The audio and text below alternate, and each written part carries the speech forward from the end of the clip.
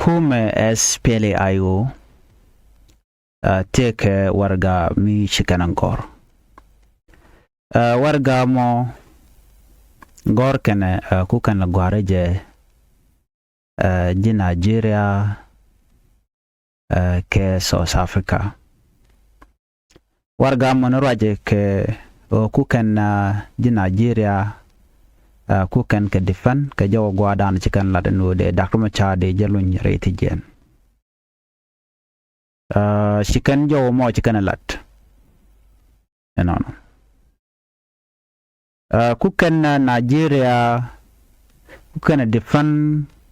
kamanan chikan la no de Dr. Machar de jalun ko jen the only way am dong de mal de ben keja. Tel mal me de ben am kan Dr. Machar me kan ko lun.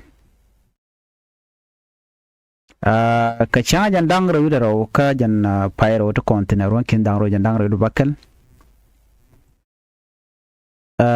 dut ma jogdit ramkel milam members ko kuumɛ SPLA-IO ran political bureau kajan ba a former chairperson of the Relief and Rehabilitation Commission ka will a wood jane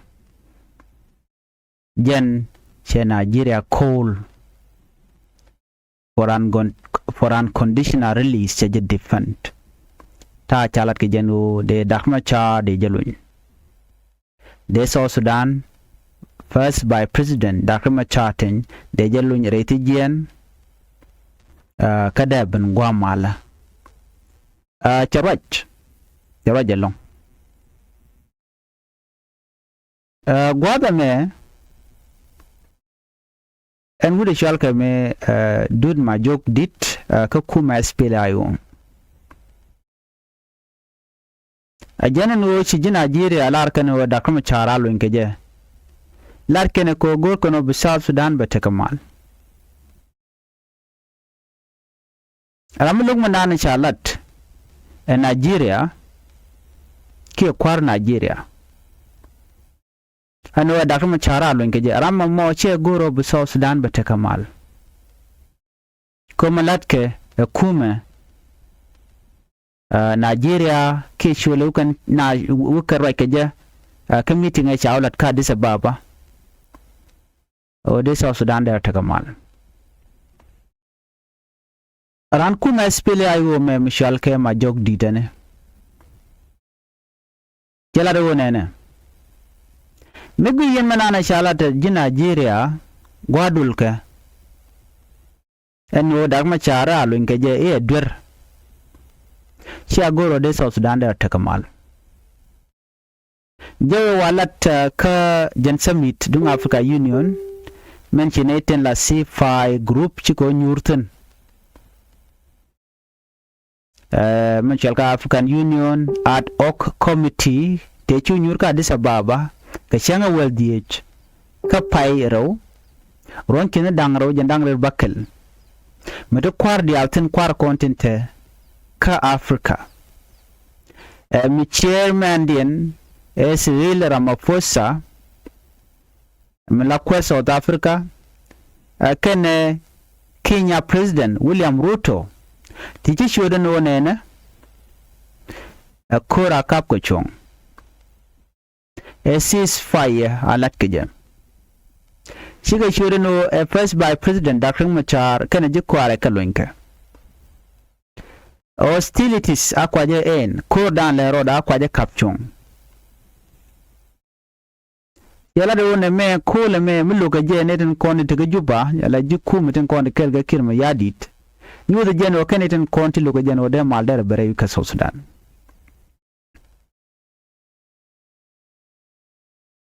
and we chol kuumɛ chol kan kul Nigeria mijiak reckless interference tima jogdit ka kuumɛ SPLA-IO chala do na me dormi di long ka kuumɛ kirmi yadit ne di chol no mala be ka chu kuumɛ wala na jeno Dr. Machar lony de tet ka ji court ka go te ka court tele politician mide lony kana me shi politic ku Africa Union ke IGAD ke United Nations ku kan ngula lat gwadul medan mona nyur ke jangu mona nyur je china nyur ko ba mal ba jenong Michel unconditional release enen lat ka mo lat ka ba je dil drop bu nare mal ka ko jen dawul no we china bu ke jog ni kan bi kan handle ke court angu kan ga je gwadul ka kam shul kan ga mo kete ke election ba la queen kware che mun talk one mo kan kuumɛ dak machar kan kon barar kan korean ke dak machar pone kan kon barar retigen kana kon lony tele michal kemal so man chalat Africa Union C5 IGAD United Nations ala United Nations Security Council East African leader kwa diala content gwanamo nete konde to gwa mal ka mi tanga 2018 mem right kan la mi jiak ci kum South Sudan ca gormal ramul lu dana chalat jeno ci kan gor bi mal ben a ci ma jog di cela do nene jennene mi ci spele ma ji ci kan lu no bi kan mal bi kan accept which mean that you can non jeno South Sudan badak but kan miladiya na mutually short term political interest amu to ko gwatot Nigeria tikan ka chuon ko bi kan dakam char bi kan cholo no ba jelun amani international community bo agenda lat kan diala na me amilla road so right now they want shunga jeno di kuumɛ spele ayo e kuumɛ shi kuumɛ dong de ladno shi kuumɛ la larga no shi kuumɛ tel ne to kuje support tele dinya but do not forget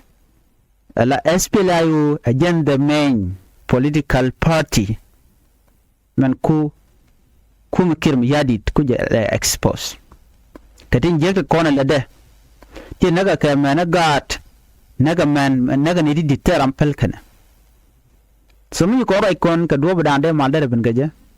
bu kon dil gorin man chala da ne da to me ku mal kala no na pal ka te ko ne chiwa bu mal ben gwayelon but kuma kirmi yadit kajan gwasa me am lar ka me negotiation akan no monotic negotiation balat ko en kuumɛ spela yo longa rode ko retuoge ta joni kuumɛ spela yo kana konjoj everywhere kuumɛ spela yo ko win ajem mugu kan tuman peace initiative bu kan lawle ko jem ko gu kan no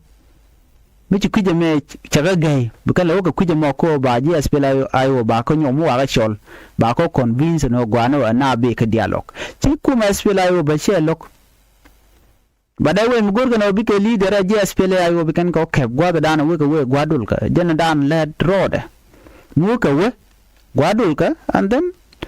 de jeno don de capture me chalat ka gwa se dan me ko kana target ka Nairobi ko jen ta dan lat ke kum kim yad mi ngaje no ram tel gwaji je be another initiative vejalat ko bene to be project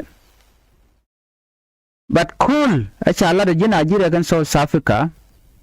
anu e kwara ka loinke ko bi malbeben e cool mo gwalong